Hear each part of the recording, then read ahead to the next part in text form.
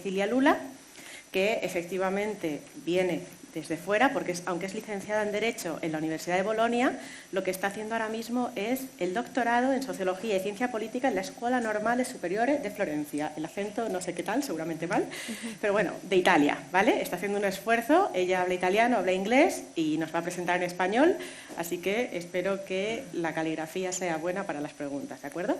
Su proyecto de investigación doctoral se está centrando en la gestación subrogada y en los procesos de subjetivación política de las mujeres subrogadas, ¿de acuerdo?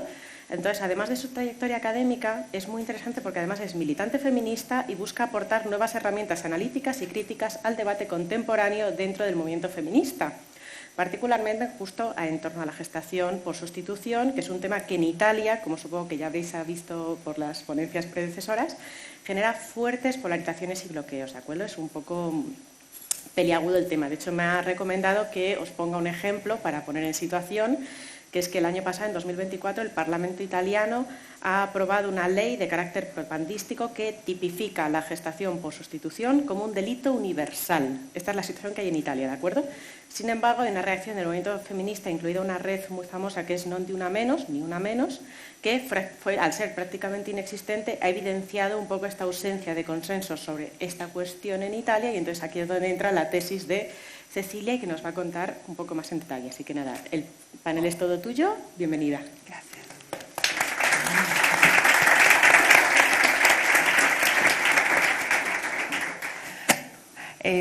Buenos días a todas, todes y todos. Gracias a la profesora Consuelo Álvarez Plaza por invitarme a este congreso. Gracias a Eva Luna Díaz García y a Pablo Bilbao por la organización. Les pido disculpas de antemano por mi español.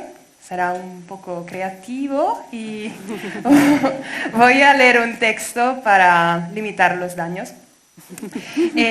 Hoy quiero compartir con ustedes una parte de mi trabajo académico que intenta conectar los estudios sobre la gestación subrogada con los estudios de los movimientos sociales.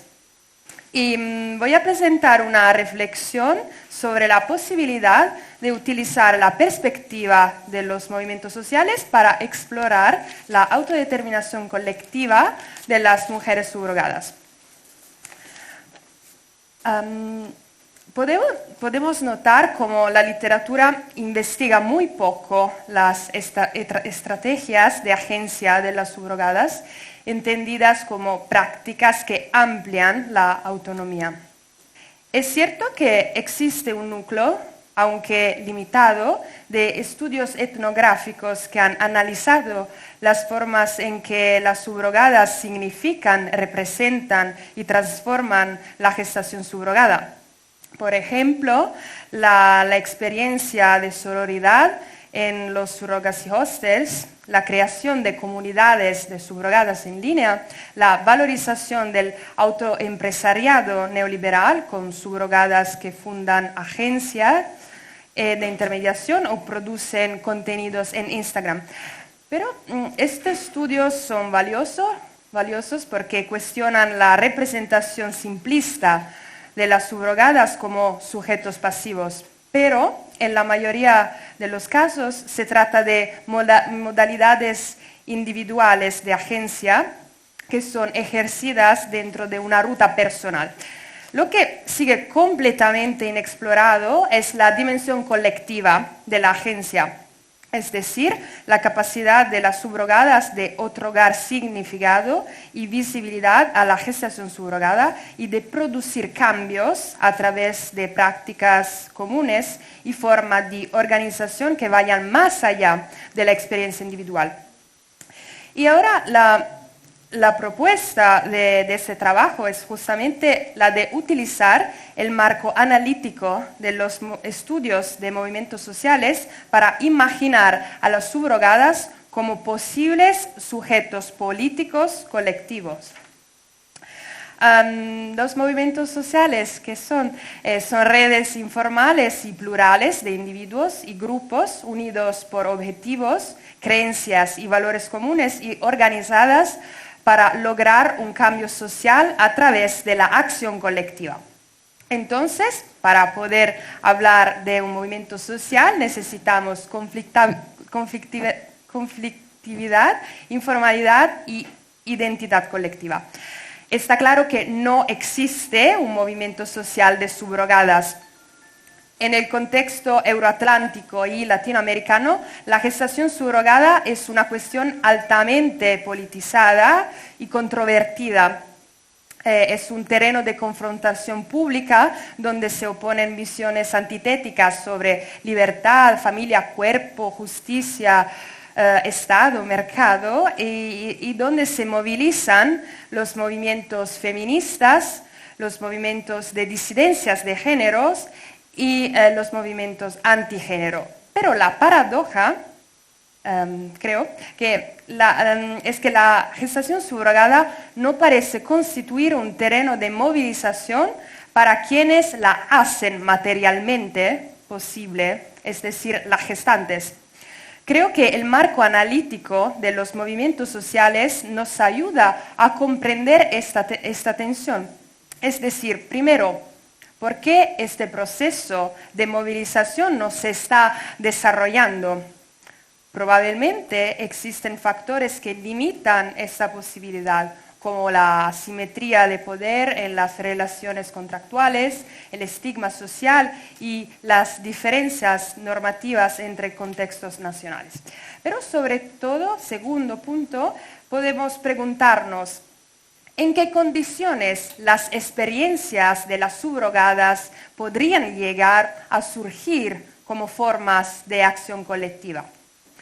Y podemos abordar a esta última pregunta a partir de tres conceptos: agencia, politización identitaria y trabajo reproductivo. La agencia, en un sentido feminista, es el ejercicio de autogobierno sobre cuerpos y vidas, y es una capacidad siempre colocada dentro de relaciones de poder estructurales. ¿Por qué es importante empezar por la agencia? Porque implica reconocer a las gestantes como sujetos con capacidad de decisión, negociación y transformación. Este enfoque es fundamental para evadir de la trampa del concepto esencializante de víctima. Los encontramos en los discursos dominantes, especialmente en Occidente, en Italia, en España también, que representan a las subrogadas únicamente como víctimas pasivas de explotación y despojadas de toda posibilidad de acción.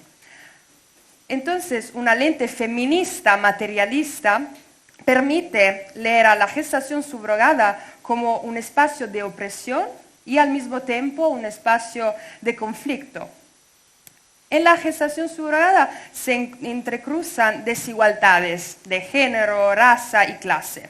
De hecho, sabemos que la gestación subrogada constituye un mercado global y se inscribe en el fenómeno más amplio de la atención reproductiva transfronteriza. Las gestantes son mujeres y personas con útero que, por lo general, están en condiciones socioeconómicas más precarias que las de los padres intencionales y a menudo se encuentran en países con ingresos comparativamente más bajos. Entonces, en la gestación subrogada hay relaciones de poder que se conectan. De todas formas, la gestación subrogada resulta también un potencial terreno de conflicto, ya que las relaciones de poder son históricamente determinadas y por lo tanto son transformables. En realidad sabemos, desde el feminismo negro, por ejemplo, que hasta en contextos marcados por opresiones estructurales existen espacios de autodeterminación y resistencia al poder, subversión y reapropiación. Y el segundo concepto es la politización identitaria, porque el reconocimiento de la agencia es el requisito imprescindible para considerar a alguien como sujeto político, pero de todos modos el paso decisivo para que surja la acción colectiva es la politización de la identidad. Es un proceso mediante el cual experiencias inicialmente vividas como individuales se reconocen como parte de una condición compartida susceptible de convertirse en fuente de conflicto político. Esta transformación identitaria supone el reconocimiento de una opresión común, la identificación de un adversario responsable de esa opresión, la construcción de una narrativa antagonista que divide el campo social entre aliados y opositores y el compromiso de los miembros del grupo en acciones colectivas dirigidas a gobierno y opinión pública. Ahora, la cuestión que se abre es sobre qué lo que puede desencadenar semejante proceso de politización identitaria en la gestación subrogada. ¿Qué es lo que une una subrogada india que entiende su actividad como una misión de hermandad a una subrogada estadounidense, esposa de un soldado, motivada por el sentido de responsabilidad y sacrificio, a una ucraniana que se nombra a sí misma como trabajadora madre? ¿Qué es lo que une a las subrogatas que están aquí y que vienen de historias tan plurales? Yo creo que la respuesta es una respuesta económica. Considero que el trabajo, que cada vez es más utilizado en la literatura para comprender la gestación subrogada, es un elemento capaz de recomponer subjetividades tan diversas entre sí como las subrogadas. En particular, el concepto de trabajo reproductivo surge dentro de la teoría feminista marxista de la reproducción social y se refiere a las actividades que regeneran cotidianamente la vida: el trabajo doméstico, el cuidado de los hijos, la asistencia de los ancianos, el apoyo emocional. Son actividades esenciales para la vida y para el capitalismo, para el funcionamiento del capitalismo, y que el capitalismo ha naturalizado como femeninas, ha desvalorizado, ha relegado a la esfera de lo privado y forzado a la gratuidad en cuanto a actos de amor. Y ahora creo que se cree que la gestación es el primer trabajo reproductivo. Es una actividad históricamente realizada fuera de cualquier circuito económico que por la apertura del mercado global de la fertilidad se ha transformado en un servicio sujeto a las lógicas de la oferta y de la demanda. Y se ha vuelto una tarea externalizada que crea una cadena global específica de cuidado, porque a menudo son padres del llamado norte global quienes subcontratan el servicio a gestantes del sur global y de las periferias del norte global. La gestación subrogada puede definirse como un trabajo clínico. El cuerpo es sometido a un intenso régimen tecnomédico de tratamientos, monitoreos y restricciones sobre los estilos de vida y se convierte en un lugar de producción del cuerpo. La subrogada ofrece entonces un servicio subjetivado que involucra a toda su persona, no solo al útero, pero también a los procesos biológicos, la competencia de cuidado y el tiempo de vida. Resulta una actividad empresarial en la que el éxito depende de la valorización de su propio capital humano. Y ahora, decir que la gestación subrogada es un trabajo y que las subrogadas son trabajadoras nos sirve, primero para dejar el debate de la dicotomía moral entre explotación y autonomía, y pues para abrir una discusión sobre el género y las relaciones de producción y reproducción que organizan el capitalismo moderno. Desde una perspectiva de los movimientos sociales, la que me interesa, el marco conceptual del trabajo nos permite identificar paralelismo con otras luchas vinculadas al trabajo reproductivo, como el trabajo sexual, el trabajo doméstico, donde se han dado procesos de organización y reivindicación colectiva para muchos derechos, por ejemplo. En conclusiones, Entonces, la gestación subrogada constituye un terreno de difícil movilización. Los estudios de movimientos sociales creo que ofrecen herramientas valiosas para preguntarnos en qué condiciones las experiencias de las subrogadas pueden transformarse en acción colectiva. Y esa perspectiva presupone el reconocimiento de una capacidad de agencia de las subrogadas y requiere un análisis de los procesos de politización de la identidad. Y creo que un posible elemento de recomposición entre subrogadas puede ser el trabajo reproductivo. Gracias por la atención y son bienvenidas preguntas. La mano a Sofía, ¿vale? Sofía Pérez, si ya nos parecía que Cecilia venía de lejos, pues viene de aún más lejos, porque es una destacada abogada mexicana y desde ahí viene. Es actualmente directora general de la firma Cibeles Abogados e inició su carrera profesional en 2013, ¿vale? Es licenciada por Derecho por la Universidad Autónoma de México, la UNAM, y posteriormente ha cursado una maestría en Derecho Internacional en el Instituto Superior de Derecho y Economía. Es miembro de la Barra Mexicana de Abogados, Colegio de Abogados AC, integra la Comisión de Familia de la Unión Internacional de Abogados, UIA, y forma parte de Abogadas MX, ¿no? México. Su práctica legal se centra en el derecho a la familia, en reproducción asistida, en defensa de los derechos humanos y su especialización concretamente en procesos de gestación subrogada, aquí diríamos gestación por sustitución, tanto nacionales como internacionales. Dentro de ese ámbito pues, ha presentado a padres de distintas nacionalidades, a mujeres gestantes y has demostrado pues, un profundo conocimiento de las complejidades legales y humanas de estos casos que espero que nos puedas transmitir. Así que bienvenida y es todo tuyo. Gracias, Sofía.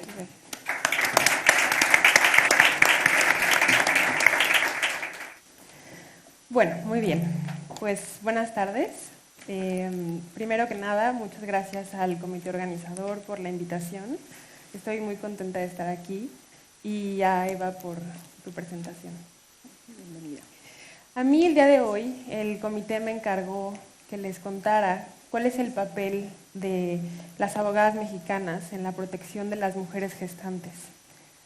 Y en mi experiencia, yo hoy quiero contarles lo que para mí es lo más importante.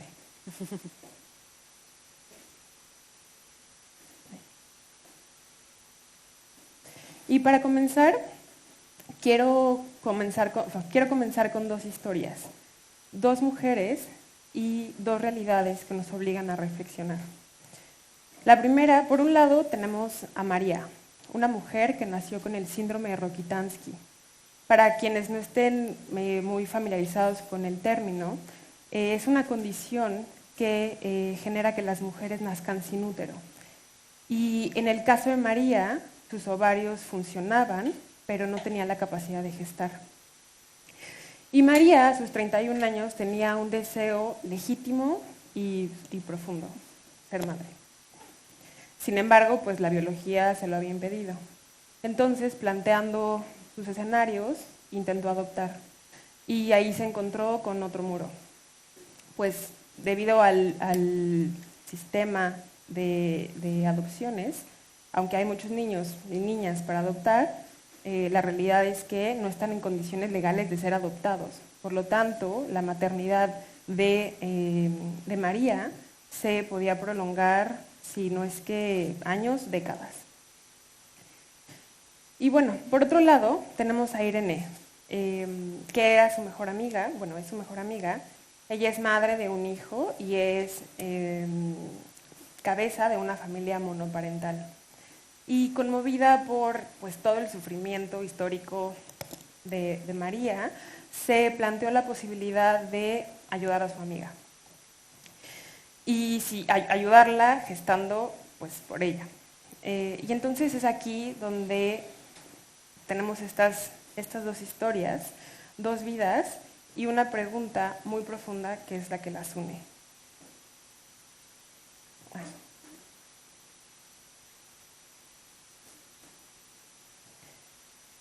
Y la pregunta es, ¿cómo hacer posible la maternidad de una mujer sin poner en riesgo la dignidad de la otra?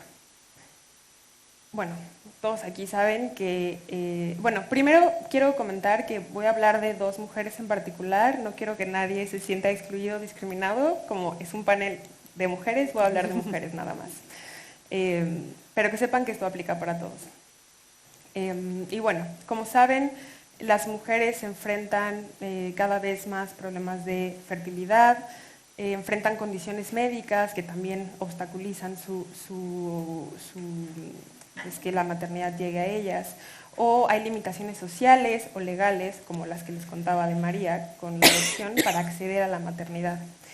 Y es aquí donde la gestación sustituta aparece como una alternativa real. Pero debemos de tener mucho cuidado porque sin salvaguardas claras, este camino puede transformarse en, bueno, lo que comienza como un acto de solidaridad puede convertirse en abuso. Pero, ¿cuál es la clave? ¿Cuál es la clave para hacer posible la maternidad de una mujer sin poner en riesgo la dignidad de otra? Y desde mi punto de vista y mi experiencia, la clave está en el consentimiento informado. Y no como un papel solo para firmar, no como una mera formalidad legal, sino como una herramienta viva, una garantía que protege la dignidad de las mujeres y equilibra los vínculos y asegura que toda decisión se tome de manera consciente y libre. Pero a ver, vamos un paso atrás. ¿Qué es el consentimiento informado? Técnicamente, es el proceso por el cual una mujer recibe información completa, clara, fidedigna, asequible en su idioma y veraz antes de tomar una decisión. Entonces, para ser válido, el consentimiento informado debe cumplir con ciertos requisitos. Para empezar, tiene que haber capacidad legal. Esto implica una mayoría de edad. Tiene que ser previo a cualquier procedimiento. Tiene que ser libre y voluntario. Y para esto no puede estar condicionado por la necesidad económica, ni por presiones sociales ni familiares. Tiene que incluir información completa y fidedigna sobre cuál es el procedimiento, cómo va a ser, dónde se va a desarrollar, cuáles son los riesgos físicos y psicológicos, así como cuáles son los derechos que se tienen. Tiene que haber una comprensión real, por lo tanto tiene que estar en el idioma materno de la persona que va a otorgar su consentimiento y en un lenguaje claro. También tiene que contemplar la revocabilidad en momentos clave y, por supuesto, tiene que constar por escrito. Y todos estos requisitos que les acabo de comentar, a lo que quiero llegar con ello es que el consentimiento informado no es solo decir sí y firmar el papel. El consentimiento informado implica realmente entender, saber a qué se le está diciendo que sí. Pero, ¿qué pasa cuando falla el consentimiento informado? ¿Qué pasa cuando hay un vicio? Y la respuesta es clarísima. Se vulneran derechos y se generan violencias contra las mujeres. No hay más. Yo he conocido casos de mujeres que han firmado contratos sin entender que podían ser obligadas a interrumpir un embarazo múltiple, que corrían el riesgo de perder el útero y no lo sabían por su historial médico, y que ni siquiera realmente comprendían el contrato de gestación que habían firmado. Y esto es gravísimo, esto no es un detalle menor, sino que es la diferencia entre una decisión autónoma y una imposición. Porque cuando no hay consentimiento informado, no hay libertad. Y lo que se produce no es solidaridad, sino explotación. Y las consecuencias pueden ser devastadoras, porque, bueno, puede haber juicios de responsabilidad interminables, traumas psicológicos, ruptura de vínculos humanos y, por supuesto, lo más grave, amenazas directas a la salud y a la vida de las mujeres o personas gestantes. Pero bueno, y entonces, ¿cómo evitamos esos abusos? Y en mi experiencia, la respuesta está en adoptar buenas prácticas. prácticas que realmente protejan y dignifiquen a las mujeres. Por ejemplo, en los procesos que llevamos a cabo en México, para que una mujer pueda ser gestante, no solamente basta su voluntad, sino que tiene que atravesar por una serie de análisis previos que puedan permitir, puedan determinar que ella va a otorgar su consentimiento informado bajo ciertas circunstancias que no la pongan en riesgo. ¿A qué me refiero? Hay una serie de, hay evaluaciones psicológicas, hay evaluaciones socioeconómicas y, por supuesto, evaluaciones médicas que garantizan estas condiciones mínimas de seguridad y autonomía.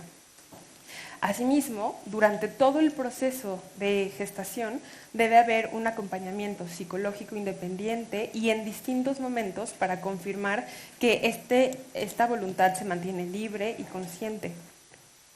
Los contratos, por ejemplo, tienen que redactarse en un lenguaje claro y comprensible y que no solamente esté, como decimos en México, en abogañol. Esto es fundamental, tiene que tener un acompañamiento, una asesoría legal independiente.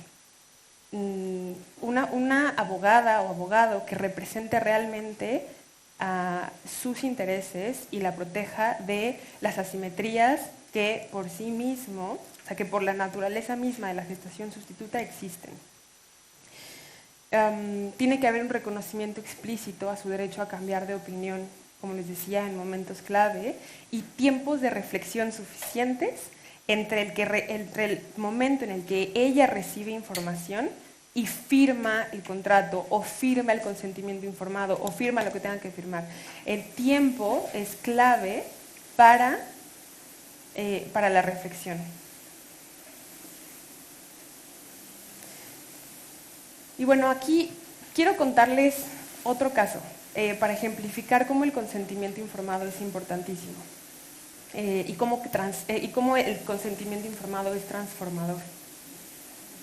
Tenemos a Gabriela. Estoy cambiando los nombres, pero son casos reales. Gabriela fue una mujer gestante que ella decidió ayudar a una madre que una madre intencional que buscaba formar una familia monoparental. Pero en el contrato de gestación, ella aceptó gestar a un bebé. Todo bien, se realizan todos los protocolos de costumbre, ella recibe la transferencia embrionaria de un embrión y el embrión se divide y resultan gemelos. Y entonces Gabriela se empieza a cuestionar que no era lo que ella quería. Ella quería ayudar a esta mujer a tener un hijo, no dos. Y bueno, entonces se planteó interrumpir el embarazo. Para esto, no les conté, la madre intencional llevaba una historia de problemas de fertilidad impresionantes. Ahorita no recuerdo el nombre, pero tenía una condición en el útero, tenía como la mitad del útero, no recuerdo la condición médica, pero bueno, llevaba 7 años en tratamientos de fertilidad hasta que llegó a la gestación sustituta. Entonces, bueno, ya se imaginarán la historia y la carga emocional. Entonces, cuando logra el embarazo, todo era felicidad. Cuando se enteran que son gemelos, la gestante dice, ya no quiero. Y pues eso para la madre intencional era durísimo, era un momento muy crítico y por supuesto le pidió a Gabriela que, o sea, si me preguntas, te pediría que no lo hicieras. Pero piénsalo bien, reflexiona antes de tomar una decisión. Durante las siguientes 2 semanas, Gabriela recibió contención psicológica, se asesoró con su abogada, quien le explicó cómo podría interrumpir el embarazo, cuál era el límite legal para interrumpir el embarazo en México, cómo sería el procedimiento, y además tuvo asesoría, tuvo citas con su ginecólogo, para el que estaba llevando el embarazo, para conocer cuáles eran los riesgos de un embarazo múltiple y cuáles eran los riesgos en el parto, de acuerdo a su historia clínica. Y bueno, después de 2 semanas en tensión, Gabriela decidió continuar con el embarazo. Hoy tenemos a unos gemelitos de casi 2 años que están súper felices con su mamá. La mamá, por supuesto, está también súper feliz. Y Gabriela, después del parto, lo único que tuvo fueron hemorroides, la operaron y ya está perfecta después del parto. Pero bueno, con todo esto lo que quiero contarles y transmitirles es que esto nos demuestra que gracias a un proceso sólido de consentimiento informado, Gabriela pudo decidir con claridad, con plena conciencia y autonomía, continuar con el embarazo gemelar. Y el resultado aquí no fue explotación, tampoco fue abuso, fue un vínculo humano auténtico, respetuoso y profundamente transformador entre estas dos mujeres. Y entonces aquí viene la pregunta inevitable. Si una mujer o persona gestante tiene toda la información, si comprende los riesgos, los derechos, recibe apoyo médico, psicológico y asesoría legal independiente y decide libremente, ¿podemos llamarlo violencia? Les pregunto.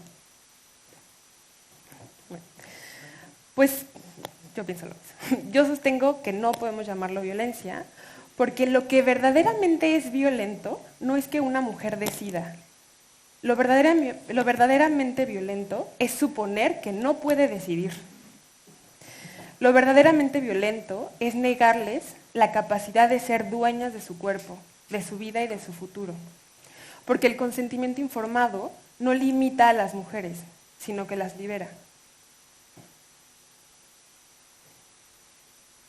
Y bueno, para concluir, quiero decirles que la gestación por sustitución no solo es un procedimiento médico ni un contrato legal. Es un acto profundamente humano que involucra a mujeres en distintas realidades, bueno, personas en distintas realidades, las que desean ser madres y padres y las que desde la solidaridad desean gestar para ellas. Pero para que este acto sea digno, seguro y respetuoso, debe tener un corazón clarísimo. Y ese corazón es el consentimiento informado. Porque la verdadera fuerza del consentimiento informado, como les decía anteriormente, no está en la firma, sino en algo mucho más profundo, que es el derecho de cada mujer de decidir con plena conciencia, con plena libertad y con pleno respeto. Al final, el consentimiento informado convierte un proceso riesgoso en un camino de respeto. Y es lo que transforma el abuso en un acto de autonomía. Lo que protege de verdad no es infantilizarlas. Lo que protege de verdad es el consentimiento informado. Porque es la garantía de que cada voz de cada mujer va a ser escuchada y respetada. Y es la única manera en que la gestación por sustitución sea en efecto un acto profundamente humano. Muchas gracias.